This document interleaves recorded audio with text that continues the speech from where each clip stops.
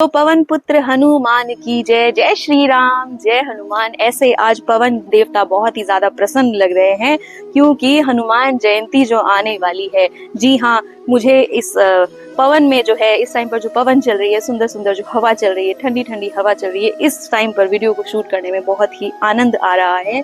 नमस्कार, जय श्री राम। आप सभी को मेरा राधे राधे।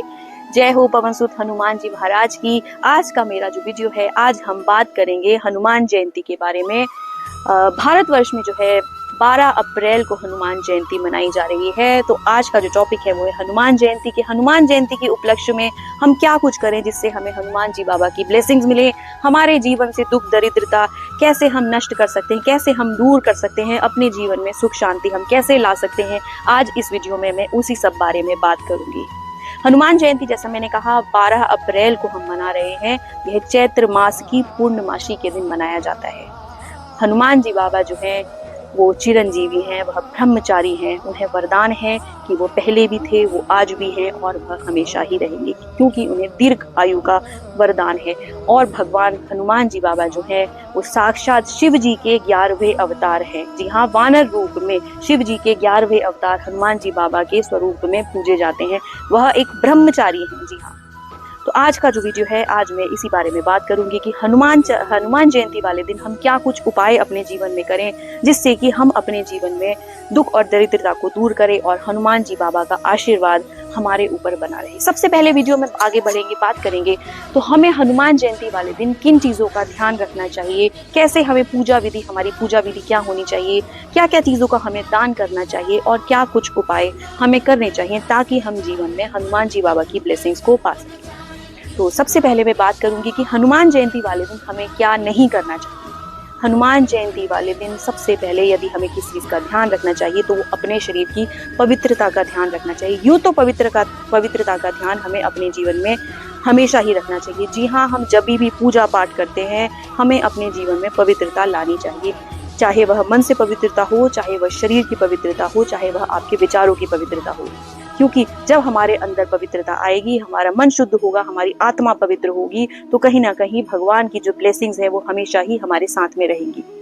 जी हाँ, तो जब हम तो चलिए बात करते हैं कि हनुमान जयंती वाले दिन हमें क्या कुछ नहीं करना चाहिए। सबसे पहले हमें बिल्कुल हनुमान जयंती वाले दिन इस चीज का ध्यान रखना है कि हम जो भी अन्न ग्रहण करें, जी हाँ, हम पूरी पवित्रता के साथ सात्विक रूप से जो है उस दिन अन्न ग्रहण करें। उस दिन हमें मांस मदिरा का बिल्कुल भी सेवन नहीं करना चाहिए। जी हाँ, मांस मदिरा ऐसे भी, जैसा कि हनुमान जी बाबा हैं वो जो है ब्रह्मचारी हैं और हनुमान जी की जो भी पूजा अर्चना करता है उसके लिए मांस मदिरा बिल्कुल ही निषेध है। जी हाँ, जब भी हम हनुमान जी की पूजा करते हैं तो हमें इस चीज का हमेशा ध्यान रखना है कि किसी प्रकार का भी हमारे भोजन में त्रुटि नहीं होनी चाहिए यदि हम हनुमान जी के उपासक हैं, यदि हम हनुमान जी की उपासना करते हैं। यूं तो मांस मदिरा हमें ऐसे भी सेवन नहीं करना चाहिए, क्योंकि कहीं ना कहीं हमारा जैसा अन्न होगा हमारा मन भी वैसा ही बनेगा। कहा जाता है ना कि जैसा अन्न वैसा मन। जी हाँ, तो हमें हमेशा अपने भोजन पर खास करके ध्यान रखना चाहिए। शुद्धता का बिल्कुल हमें ख्याल रखना चाहिए।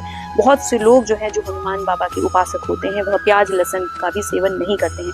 देखिए, जो भी भोग हम भगवान को लगा सकते हैं वही पवित्र होता है। उसके अलावा हम जो भी चीजें खाते हैं और जो हम भगवान को भोग नहीं लगा सकते वह सब कुछ अपवित्र होता है।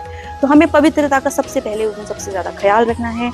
हमें मांस मदिरा का बिल्कुल भी सेवन नहीं करना है। इसके बाद कोशिश करें कि उस दिन हम काले और सफेद रंग के वस्त्रों को बिल्कुल भी धारण ना करें। जी हाँ, जो भी हनुमान जी की पूजा करता है, हनुमान जी का उपासक है, उसे काले और सफेद रंग के वस्त्रों का धारण नहीं करना चाहिए। क्योंकि कहीं ना कहीं जब हम अपने इष्ट की देवता जब हम पूजा करते हैं अपने इष्ट की, तो हमें इस चीज का ख्याल रखना चाहिए कि हमारे जो इष्ट है उनको क्या रंग अति प्रिय है। तो हनुमान जी बाबा को जो है केसरी रंग बहुत ही प्रिय है, ऑरेंज रंग, सैफरन कलर उनको बहुत ही ज्यादा प्रिय है। तो कोशिश करें कि उस दिन हम भगवान का ही प्रिय जो रंग है, केसरी रंग या पीला वस्त्र हो गया, ऑरेंज कलर हो गया, सैफरन कलर हो गया, यह वस्त्र हम जो है उस दिन धारण करें।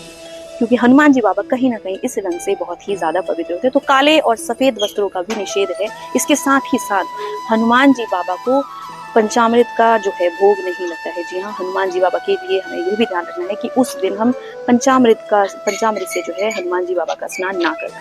इसके साथ ही साथ हमें उस दिन ध्यान रखना है कि अगर आप कर सके तो उस दिन नमक का प्रयोग ना करें। जी हाँ, जो भी हनुमान जी का व्रत रखता है, ऐसे सबको पता ही होगा कि हनुमान जी बाबा के व्रत में जब भी हम उनका पूजा करते हैं, किसी भी निष्ठा से करते हैं, तो हम जो है उस दिन नमक का सेवन नहीं करते हैं। जी हाँ, तो हम ये 3 चीजें हम बिल्कुल ख्याल रखें इस चीज का कि उस दिन हमें काले और सफेद रंग के वस्त्रों को धारण नहीं करना है जिस दिन भी हनुमान जयंती है। इसके साथ साथ हमें नमक का सेवन नहीं करना है।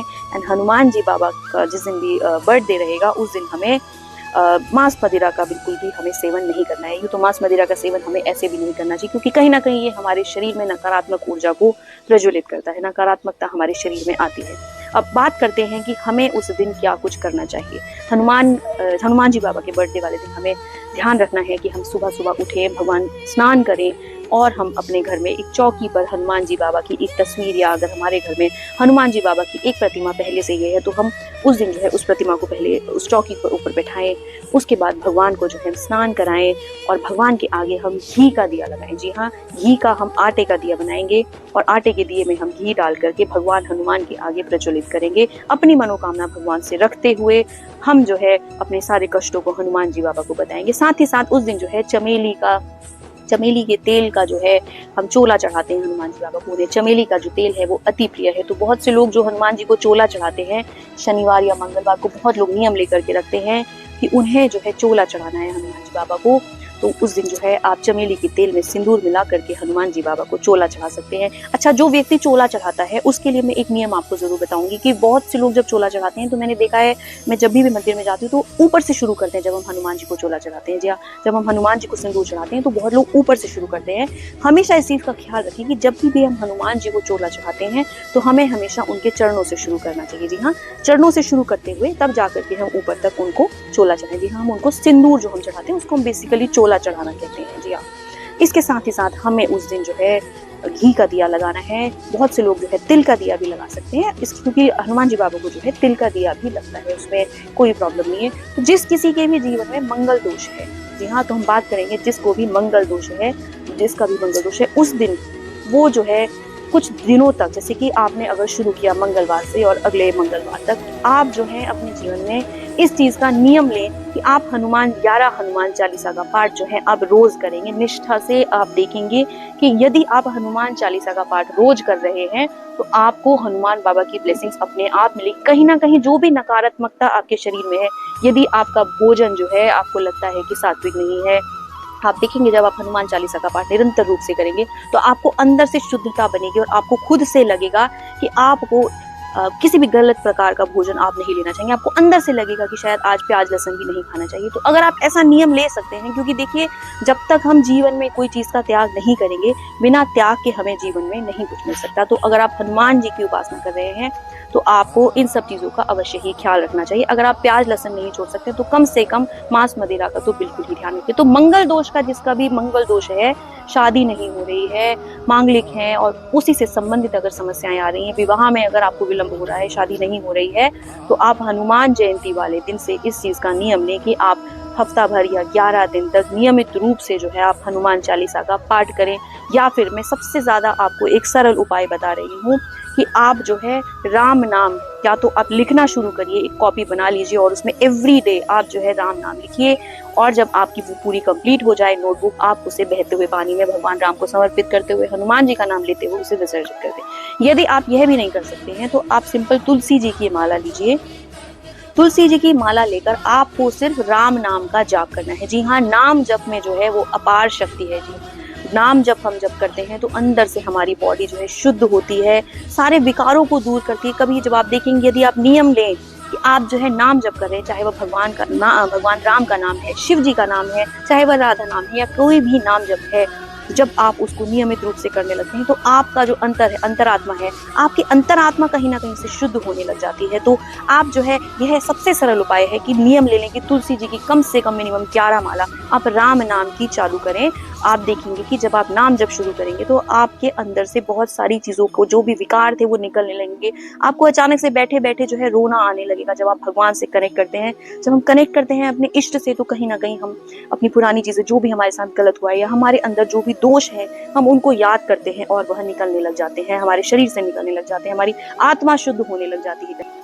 अगर आप हनुमान जी को प्रसन्न करना चाहते हैं तो आप उस दिन उनके श्रृंगार के समय उन्हें लाल चंदन लगाएं। जी हाँ, लाल चंदन उनके चरणों में, उनके माथे पर तिलक करें लाल चंदन का, साथ ही साथ आप भी लाल चंदन का प्रयोग करें। इसके अलावा भगवान जो हनुमान जी बाबा होते हैं, हनुमान जी को पीला रंग बहुत ही ज्यादा प्रसन्न होता है, तो आप जो है हनुमान जी बाबा को लंगोट जो है मंदिर में जाकर के दान कर सकते हैं। लंगोट का आप दान कर सकते हैं, किसी ब्राह्मण को तो लंगोटी चढ़ाएं हनुमान जी बाबा को। पीले रंग की फूलों की यदि आप माला चढ़ाएं तो उससे भी हनुमान जी बाबा अति प्रसन्न होते हैं। अच्छा, अब चलिए अब बात करते हैं, अच्छा पान का बीड़ा भी हम हनुमान जी बाबा को चढ़ा सकते हैं। पान के बीड़ा में आप अंदर में गुलकंद लगवाइए, सॉफ्ट चीजें जितनी भी हैं आप पान जो है बनवा करिए, हनुमान जी बाबा को आप 5 पान अवश्य चढ़ाएं उस दिन। तो हमारे जो भी रोग, अगर रोग से संबंधित हमारे जीवन में कोई समस्याएं हैं तो वो अवश्य ही दूर होंगी।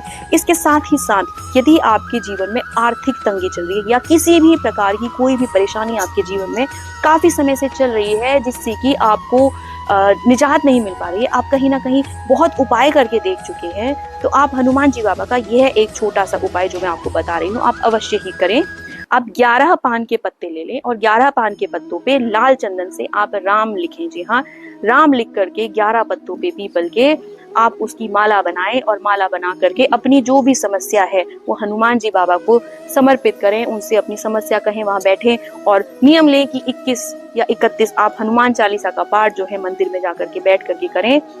तो आप देखेंगे अगर जीवन में काफी समय से आपकी परेशानियां आ रही हैं और परेशानियों से, समस्याओं से आप जूझ रहे हैं लगातार, तो कहीं ना कहीं जब आप यह उपाय करेंगे तो हनुमान जी बाबा कहीं ना कहीं एक सॉल्यूशन आपकी लाइफ में जरूर दे करके जाएंगे। जी हाँ।